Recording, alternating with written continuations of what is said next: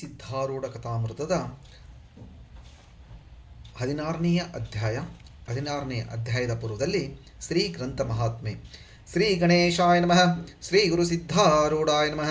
4 ವೇದ 6 ಶಾಸ್ತ್ರ 18 ಪುರಾಣ 28 ದಿವ್ಯ ಆಗಮಗಳ ಸರ್ವಸಾರಭೂತವಾದ ಶ್ರೀ ಸಿದ್ಧ ಪುರುಷನ ಈ ಪವಿತ್ರವಾದ ಚರಿತ್ರೆಯನ್ನು ನಿತ್ಯವೂ ಶ್ರದ್ಧೆಯಿಂದ ಓದುವ, ಕೇಳುವ, ಪೂಜಿಸುವ ಸರ್ವಭಕ್ತರಿಗೆ ಧರ್ಮ, ಅರ್ಥ, ಕಾಮ, ಮೋಕ್ಷಗಳು ಸಿದ್ಧಿಸುವವು. ಸರ್ವ ಕಷ್ಟ ನಷ್ಟಗಳು, ಸರ್ವ ಪಾಪತಾಪಗಳು, ಚೋರವೈರಿ ವಿಷಭೂತಾದಿ ಭೀತಿಗಳು ಬಯಲಾಗಿ ಸರ್ವದಾ ಸಕಲ ಸನ್ಮಂಗಳಿಂದ ಕೂಡಿದ ಸುಖ ಸೌಭಾಗ್ಯಗಳು ಒದಗಿ ಬರುವವು. ಶ್ರೀ ಸಿದ್ಧ ಸದ್ಗುರುವಿನ ಕೃಪಾಪೂರ್ವಕ ಶ್ರವಣ ಮಾಡುವುದರಿಂದ ಶಾಂತಿ, ದಾಂತಿ, ವಿವೇಕ, ಜ್ಞಾನ, ಸದ್ಭಕ್ತಿಗಳು ಸಂಪ್ರಾಪ್ತವಾಗುವವು. ಈ ಗ್ರಂಥವನ್ನು ತನ್ನ ಇಷ್ಟದೇವತಾ ಮಂತ್ರದೊಡನೆ ಗಂಧ, ಅಕ್ಷತಾ, ಧೂಪ, ದೀಪ ನೈವೇದ್ಯಗಳಿಂದ ಪೂಜಿಸಿ ಪ್ರತಿ ಅಧ್ಯಾಯದ ಪ್ರಾರಂಭದಲ್ಲಿ ಗ್ರಂಥ ಮಹಿಮೆಯನ್ನು ಪಠಿಸಿ ಸ್ಮರಿಸಿ ನಂತರ ಪಾರಾಯಣ ಮಾಡಿ ಮಂಗಳ ವಿಭೂತಿ ಪ್ರಸಾದಗಳನ್ನು ಭಕ್ತಿಯಿಂದ ಸ್ವೀಕರಿಸುವುದು ಶಿಷ್ಟರ ಸಂಪ್ರದಾಯವಾಗಿದೆ. ಇತಿ ಗ್ರಂಥ ಮಹಾತ್ಮೆ ಸಮಾಪ್ತಿ. ಓಂ ತತ್ಸತ್. ಜಯತು ಜಯ ಮುನಿ ವಂದ್ಯ ಸದ್ಗುರು ಸಿದ್ಧರಾಜ ದಯಾಳುವೆ. ಭಯ ನಿವಾರಕ ನಿನ್ನ ಕೃಪೆಯಿಂದ ಹುದು ಸಂಸ್ಕೃತಿ ನಾಶವೇ. ಮೋಹ ಸರ್ಪವು ಸುತ್ತಿ ಬಿಗಿದಾಗಜ್ಞ ಬಾಲನ ಬಿಡಿಸಿದಿ. ಇಹದ ದುಃಖಗಳಿಂದ ತಾರಿಸಿ ಶಾಂತಿ ಈಯೂ ಕಟಾಕ್ಷದಿ. ಶಾಂತಿ ಈಯೂ ಕಟಾಕ್ಷದಿ. ಶಾಂತಿ ಈಯೂ ಕಟಾಕ್ಷದಿ. ಹೇ ಸದ್ಗುರುರಾಯನೇ, ನಿನಗೆ ಜಯ ಜಯಕಾರವಿರಲಿ. ನಿನ್ನ ದಿವ್ಯ ರೂಪವನ್ನು ನನ್ನ ಆಂತರ್ಯದೊಳಗೆ ನೋಡುವಂತೆ ನನ್ನ ಮೇಲೆ ಅನುಗ್ರಹ ಮಾಡು. ದಯಾಳುವೆ, ನಿನ್ನ ಚರಣಗಳಿಗೆ ನಮಿಸುವೆನು. ನೀನು ಕೃಪೆ ಮಾಡಿದೆಯೆಂದರೆ ಈ ಜಗತ್ರಯದಲ್ಲಿ ಏನೂ ಆಗಲಿಕ್ಕಿಲ್ಲ. ಇಂಥ ಬ್ರಹ್ಮಾಂಡವನ್ನು ನಿರ್ಮಾಣ ಮಾಡಿದಂಥ ಅವಿದ್ಯೆಯು ಕ್ಷಣಾರ್ಧದಲ್ಲಿ ಪರಿಹಾರವಾಗುವುದು.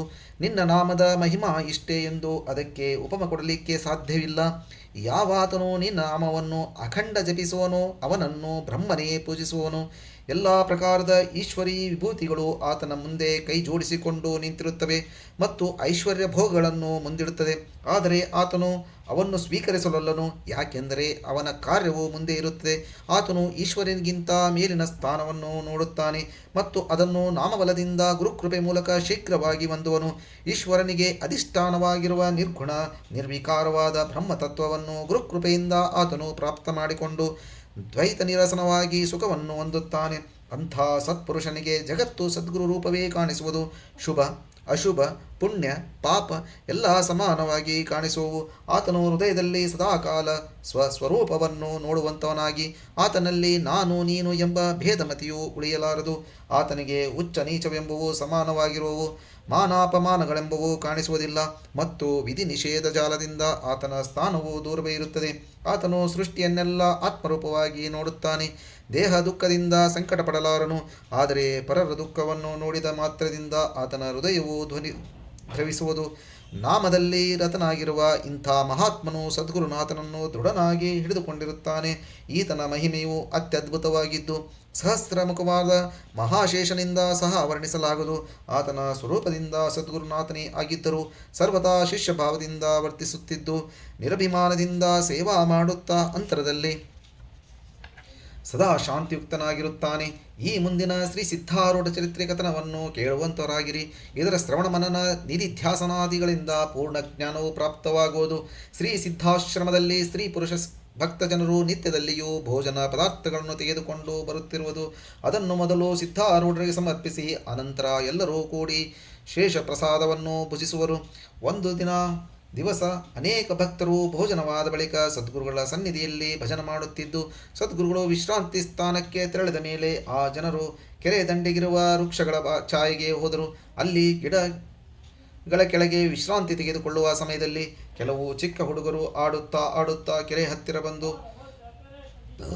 ಅತ್ತಿತ್ತ ನೋಡುತ್ತಿರುವಾಗ ಒಂದು ಸರ್ಪವನ್ನು ಕಂಡರು. ಅದು ಸುಮಾರು 4 ಮೊಳ ಮೊತ್ತವಿದ್ದು ಬಿಸಿಲಿನೊಳಗೆ ಬಿದ್ದಿತ್ತು. ಆಗ ಅವರ ಪೈಕಿ ಒಬ್ಬ ಹುಡುಗನು ಆ ಸರ್ಪದ ಸಮೀಪ ಹೋಗಿ ಕುತೂಹಲದಿಂದ ಅದರ ಕಡೆಗೆ ಒಂದು ಕಲ್ಲು ಒಗೆದನು.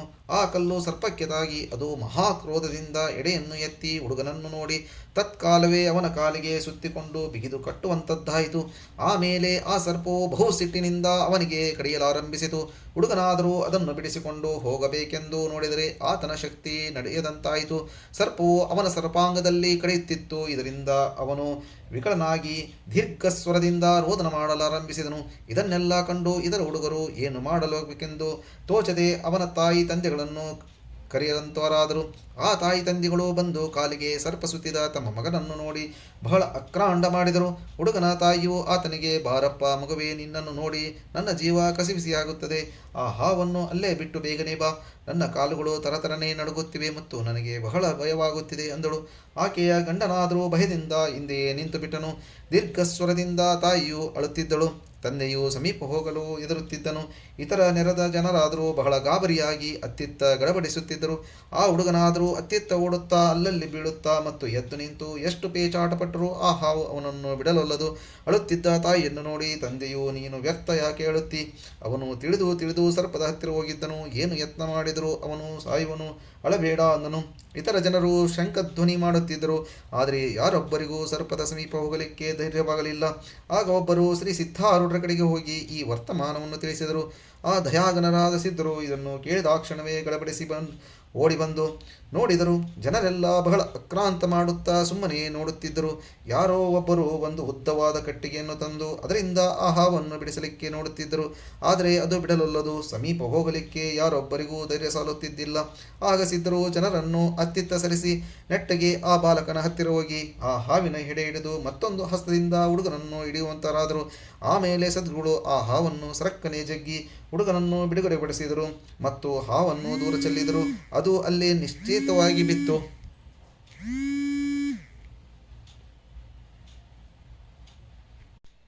ಹೇ ಶ್ರೋತಾ ಜನರುಗಳಿರ, ನೋಡಿರಿ, ಲೋಕದಲ್ಲಿ ಇದೇ ರೀತಿ ಇರುತ್ತದೆ. ತಂದೆ ತಾಯಿಗಳಿಗೆ ಮಗನ ಮೇಲೆ ಬಹಳ ಪ್ರೇಮವಿರುತ್ತದೆ. ಆದರೆ ಸಂಕಟದಲ್ಲಿ ರಕ್ಷಿಸುವುದಕ್ಕೆ ಅವರ್ಯಾರೂ ಬರುವುದಿಲ್ಲ. ಸದ್ಗುರುನಾಥನೊಬ್ಬನೇ ನಿಜವಾಗಿ ಮಿತ್ರನಾಗಿರುತ್ತಾನೆ.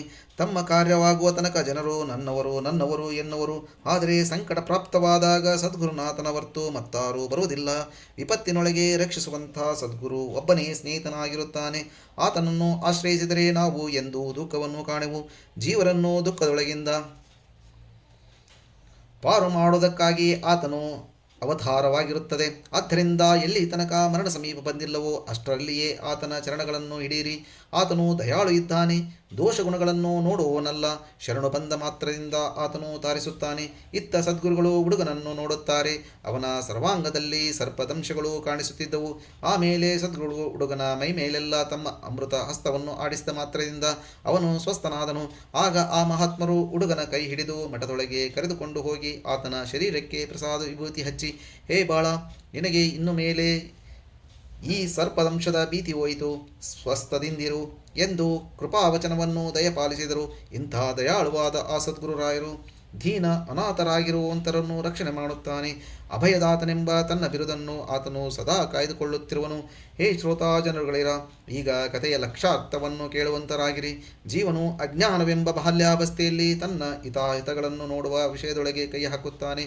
ವಿಷಯ ಪ್ರದೇಶದಲ್ಲಿ ಆಡುತ್ತಾ ಆಡುತ್ತಾ ಮನವೆಂಬ ಕಲ್ಲಿನಿಂದ ಮೋಹವೆಂಬ ಸರ್ಪಕ್ಕೆ ಹೊಡೆದಾಕ್ಷಣವೇ ಅದು ಸಿಟ್ಟಿಗೆದ್ದು ಆ ಅಜ್ಞಾನ ಜೀವವನ್ನು ಸುತ್ತಿ ಅವನ ಸರ್ವಾಂಗವನ್ನು ಕಡಿಯಲಾರಂಭಿಸಿತು. ವ್ಯಾಮೋಹದಿಂದ ಸುತ್ತಲ್ಪಟ್ಟ ಜೀವನು ಬಹಳ ಚಡಪಡಿಸುತ್ತಿದ್ದು ತನ್ನನ್ನು ಬಿಡಿಸುವಂಥವರನ್ನು ಕಾಣದೆ ಹೋದನು. ಅವನು ಉಪಾಯಗಳೇನು ನುಡಿಯಂತೆ ಆದವು. ಆಗ ಆತನನ್ನು ರಕ್ಷಿಸಲಿಕ್ಕೆ ಸದ್ಗುರು ಓಡಿಬಂದು ಆ ಜೀವನನ್ನು ಮೋಹದಿಂದ ಬಿಡುಗಡೆ ಪಡಿಸುವಂತನಾದನು. ಜೀವನ ಮೈಮೇಲಿನ ಗಾಯಗಳೇ ಪಾಪ ಸಂಸ್ಕಾರಗಳು ಇರುತ್ತವೆ.